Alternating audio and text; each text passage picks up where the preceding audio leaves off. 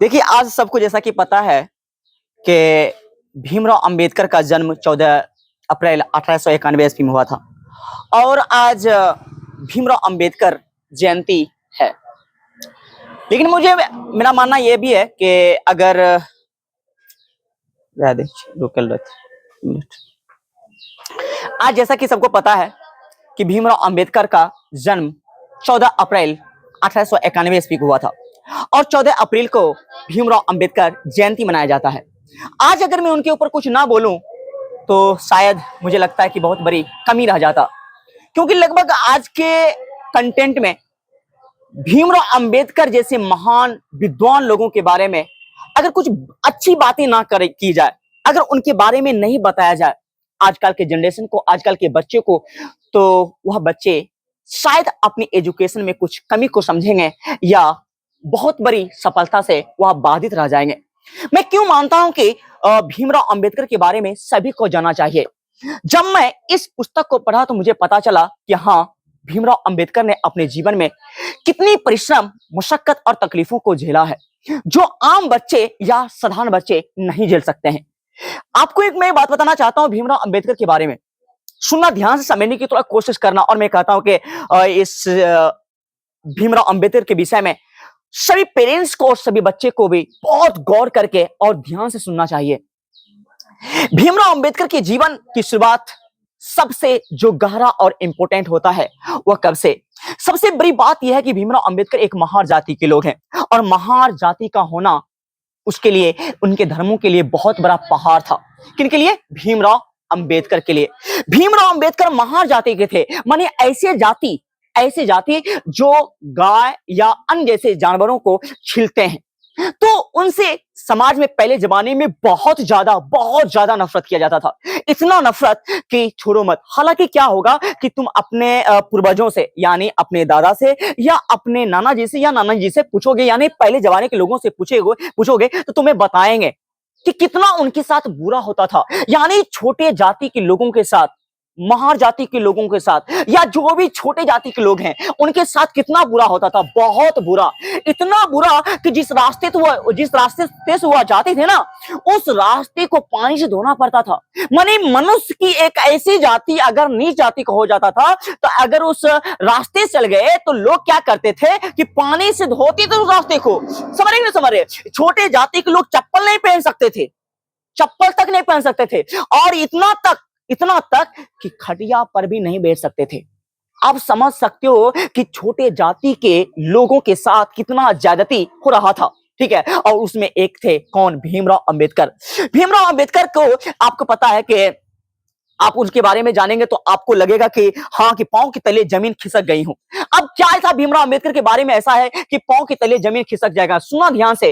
भीमराव अंबेडकर के पिताजी सूबेदार थे। सूबेदार का मतलब एक अच्छे पोस्ट पर थे, नहीं तो इनके जाति के जो भी बच्चे होते थे उनको स्कूल में एडमिशन तक नहीं मिलता था। यानी बच्चे पढ़ भी नहीं सकते थे। सुन रहे हो कि नहीं सुन रहे हो? बच्चे पढ़ भी नहीं सकते थे, यानी स्कूल में उसका दाखिला, एडमिशन भी नहीं हो सकता था। लेकिन भीमराव अंबेडकर के पिता क्या थे?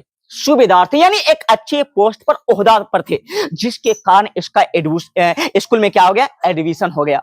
लेकिन एडमिशन कैसे हुआ? आपको मैं बता दूं कि इनका जो सबसे पहला शुरुआती हुआ एजुकेशन का, वो शुरुआती कब से हुआ था? 7 नवंबर 1900 ईस्वी।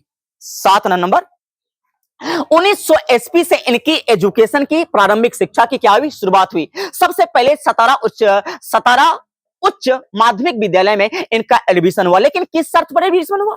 एडमिशन इस शर्त पर हुआ कि सभी बच्चे बेंच पर बैठेंगे, लेकिन आपके बच्चे क्लास के बाहर बैठेंगे, वहां बैठेंगे जहां पर सभी बच्चे के चप्पल होंगे। अब समझ सकते हो कि कितनी खतरनाक बात है। आजकल के बच्चे के साथ अगर हो जाए तो पता नहीं स्कूल में क्या तोड़-फोड़ या हंगामा मचा देंगे। अगर कह दिया जाए, मैं एक टीचर हूं और मैं रेगुलर में पढ़ाता हूं, कई वर्षों से मैं पढ़ाता हुआ आ रहा हूं। अगर मैं बच्चों के साथ ऐसा पेश आ जाए और आज के बच्चे के साथ ऐसा ज्यादती हो जाए तो हम कहते हैं कि बच्चा क्या करेगा इंस्टीट्यूट में, क्या करेगा स्कूल में, यह कहना क्या है? मुश्किल है। अब बच्चे को क्या कहा गया समझ रहे हो? कि तुम क्लास में नहीं बैठोगे, सभी बच्चे बेंच पर बैठेंगे, लेकिन तुम क्लास के बाहर बैठोगे। आप समझ सकते हो कितनी बड़ी बात हो गई। अब क्या हुआ कि लेकिन फिर भी जब क्या हुआ कि स्कूल जब जा रहा था उसकी माँ ने समझाया था, किसके? भीमराव अंबेडकर की माँ ने, कि बेटा तुम याद रखना का क्या कि तुम एक ऐसे जाति से बिलोंग करती हो ना जहां स्कूल में आपको ना थोड़ा सा टॉर्चर किया जाएगा, थोड़ा मुसीबतों का सामना करना पड़ेगा, तभी तुम एजुकेशन को प्राप्त कर पाओगे, तभी तुम पढ़ पाओगे। इससे यह भी पता चलता कि उसके माता पिता भीमाबाई भी पढ़े लिखे थे। ठीक है, उनके माता पिता भी पढ़े लिखे थे, तो इस तरीके का उनको समझा रहे हैं, बुझा रहे हैं कि स्कूल में तुमको टॉर्चर होगा, लोग तुमको, वहां के बच्चे तुमको क्या करेंगे, नीचे दिखाएंगे, तुमको छोटे छोटे जाति करके चिढ़ाएंगे, लेकिन चिढ़ना नहीं, तुम एजुकेशन पर फोकस करना, तुम पढ़ना ध्यान से। ये सारी चीज को चाहोगे तो एक समय में तुम क्या कर सकते हो, बदल सकते हो। वही हुआ कि भीमराव अंबेडकर जब गए पढ़ने के लिए तो वहां के बच्चे बहुत तरह से उनको चिढ़ाया करता था, लेकिन भीमराव अंबेडकर फिर भी रोज स्कूल जाते थे और पढ़ते थे और क्लास में बेहतरीन अंकों को क्या करते थे, प्राप्त करते थे। एक समय तो ऐसा हुआ, टीचर क्या कहा कि भीमराव अंबेडकर को कि क्लास में आने के लिए कि एक क्वेश्चन को सोल्यूशन करने के लिए, कहां पर, बोर्ड पर। जब बोर्ड पर कहा क्वेश्चन को सोल्यूशन करने के लिए तो बच्चे क्या कहते हैं, बच्चे कहते हैं कि नहीं नहीं, भीमराव अंबेडकर क्लास में नहीं आएंगे, बोर्ड छुएंगे तो फिर हम क्या होंगे, छुआ जाएंगे और हम उसी बोर्ड पर पढ़ेंगे। कौन बोलते थे? बच्चे बोलते थे कि फिर हम उसी बोर्ड पर पढ़ेंगे। देखो कितनी बड़ी बात हो रही है। अब लेकिन फिर भी क्या हुआ, कहा कि हाँ, अगर सिद्ध भी करेंगे, अगर वो लिखेंगे भी श्यामपट पर, तो मेरा वहां पर भोजन का जो बॉक्स है वह क्या किया जाए, हट जाना चाहिए, तब जाकर के लिख सकता था, क्योंकि सबको पता कि बच्चा का सबका खाना नहीं स्कूल में जब जाओगे तो सामने रखवा देता टीचर ने, मैंने बोर्ड के सामने। अब क्या किया, रखवा दिया, तो कहा कि उसको हटा दीजिए, तब हो सकता है सिद्ध करवाइए, उसके पहले नहीं। यानी इतना बच्चों में नफरत था और वो सबको झेल रहा था, कौन? भीमराव अंबेडकर। अब समझो, अब क्या हुआ कि एक समय तो ऐसी बात आ गई भीमराव अंबेडकर के साथ, क्या हुआ कि भूखमरी, मतलब एक समय ऐसा आ गया, भूखमरी आ गया। वो किस भूखमरी जब आ गया तो वो चाहता था, वो भीमराव अंबेडकर और उसका भीमराव अंबेडकर और उसका भाई आनंद, उसका एक भाई था, उसका नाम क्या था, आनंद।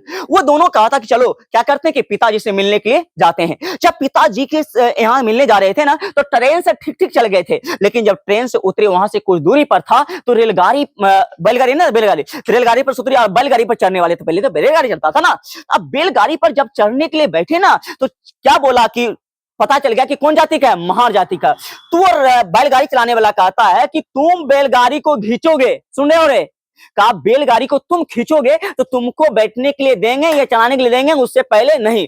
अब क्या किया कि ये दोनों भाई को बैलगाड़ी खींचने के लगा दिया और दोनों आनंद से, और जो बैलगाड़ी मालिक था वो बैलगाड़ी पर क्या आनंद से बैठा हुआ था, पूरा प्यास के मारे बेचैन हो रहा था। लेकिन आपको पता है कि पहले जमाने में लोगों को कुएं, जो महार जाति का होता था, उसको कुआं में पानी भी पीने का अवसर नहीं देता था, मंदिर में पूजा करने का अवसर नहीं मिलता था। समझ सकते उसके साथ कितना बुरा होता था। और वही भीमराव अंबेडकर है जो इतना ज्ञान को हासिल किया, उसके पास एक ही चीज था, एजुकेशन, एजुकेशन, एजुकेशन। अगर वो कहता, उनका मानना था कि अगर हम शिक्षा को प्राप्त कर लेंगे, अगर हम पढ़ लिख लेंगे, तभी इन सारी चीजों का हम निपटारा कर सकते हैं और इसको हम जड़ से उखाड़ करके फेंक सकते हैं, मिटा सकते हैं। तो आप याद रखो, आज के जमाने में भी आपके समाज में, मेरे समाज में भी कुछ धर्मों को लेकर, कुछ जातियों को लेकर के भेदभाव किया जाता है, और वो सब भेदभाव कैसे मिटेगा, जब तुम पढ़ोगे, लिखोगे और अच्छा शिक्षा को प्राप्त करोगे, बेहतर ज्ञान को प्राप्त करोगे, तब तुम इस चीज को भी जड़ से उठाकर उखाड़ कर क्या कर सकते हो, फेंक सकते हो। ये किसको समझना पड़ेगा, आजकल के बच्चों को समझना पड़ेगा। और कहते हैं कि उनसे, और जो आजकल के बच्चे को जो पेरेंट्स हैं, उनको, उनके पेरेंट्स को भी बात समझना पड़ेगा। अगर आपके बच्चे के साथ अगर नीच जाति के हैं या कुछ भी हैं, मैं उनके पहले बहुत दिन पहले मैं एक लाइन लिखा था कि कीचड़ों के पानी में कमल के पुष्प खिलते हैं, कहीं सुगंध हो या नहीं सुंदर जरूर लगते हैं कहीं। यानी याद रखो, कभी कभी कीचड़ के पानी में कमल के पुष्प खिल जाया करते हैं। जिस तरीके से आपको पता कि महाजाति के होने के बावजूद भीमराव अंबेडकर उतना ज्ञान अर्जित कर लिए, इतना ज्ञान अर्जित कर लिए कि पूरा देश परेशान था। किनसे? और आश्चर्यचकित था भीमराव अंबेडकर से, क्योंकि भीमराव अंबेडकर के पास एक ही ऑप्शन था कि जब तक हम एजुकेशन को प्राप्त नहीं करेंगे, तब तक हम इस देश को और दुनिया को हम नहीं बदल सकते हैं। और इस जो नीच जाति से जो हमें लोग क्या कर रहा है, ठोकरे दे रहा है। आपको पता कि आजकल के समाज में क्या होता है कि छोटे छोटे बच्चों को देखोगे, किसी के पिताजी का नाम अगर कोई हो जाता है, बुधवा या नंगरा या टंगरा या कनेजा, अगर उसके नाम से भी अगर किसी को बोल देता है ना, तो बच्चे मारपीट कर लेते हैं। करते नहीं करते बताओ, लड़ने लगते हैं, आपस में झगड़ने लगते हैं, होता ही नहीं होता बताओ। लेकिन ये सारे कुछ को झेलते हुए आज इस मंजिल तक पहुंचा। तो याद रखो, अपने वक्त का तलाश करो, अपने समय का इंतजार करो। अगर तुम एजुकेशन को बेस्ट एजुकेशन पा लोगे ना, याद रखो बड़े से बड़े और महान से महान लोग भी तुम्हारे सामने झुकेंगे। जिस तरीके से भीमराव अंबेडकर महान जाति के होने के बावजूद जब संविधान लिखते हैं तो बड़े से बड़े लोगों को इस देश को उसे संविधान का पालन करना पड़ता है और उसके अनुसार चलना पड़ता है। और आज के जमाने में कोई भी लोग अब जाति को लेकर के भेदभाव नहीं कर सकता है। और याद रखो, उन्हीं का बनाया हुआ संविधान ऐसा है जो नीच, जो छोटे जाति के लोग हैं, आप जाओगे स्कूल में उसको कम रुपया लगता है और आपको ज्यादा रुपया लगता है। जो उच्च कोटि के लोग हैं, तो क्योंकि पता था उनका, क्योंकि जब तक इसको हम ऑप्शन नहीं देंगे तब तक कुछ होने वाला नहीं है। नहीं तो ऐसे इसको पढ़ने का ऑप्शन नहीं मिल रहा है और इसको पढ़ने का ऑप्शन नहीं मिल, धीरे धीरे उसको दबाता जाएगा और ऐसा होगा कि अनएजुकेटेड का अनएजुकेटेड ही रह जाएगा। तब जाकर के भीमराव अंबेडकर ने दिमाग लगाया और छूट दिया। आज हर एक जाति के लोग पढ़ते हैं और बेस्ट एजुकेशन को प्राप्त करते हैं। तो मैं कहूंगा कि अगर मेरी बातों को आप समझ रहे होंगे, मेरी बातों को अगर कुछ आपके माइंड को पहुंचाया हुआ हो, मैं कहूंगा कि जरूर इन बातों को दूसरे तक पहुंचाने का कोशिश करना, ताकि उन तक भी ये नॉलेज जा सके और वो चीज को समझ सके। जय हिंद, जय भारत।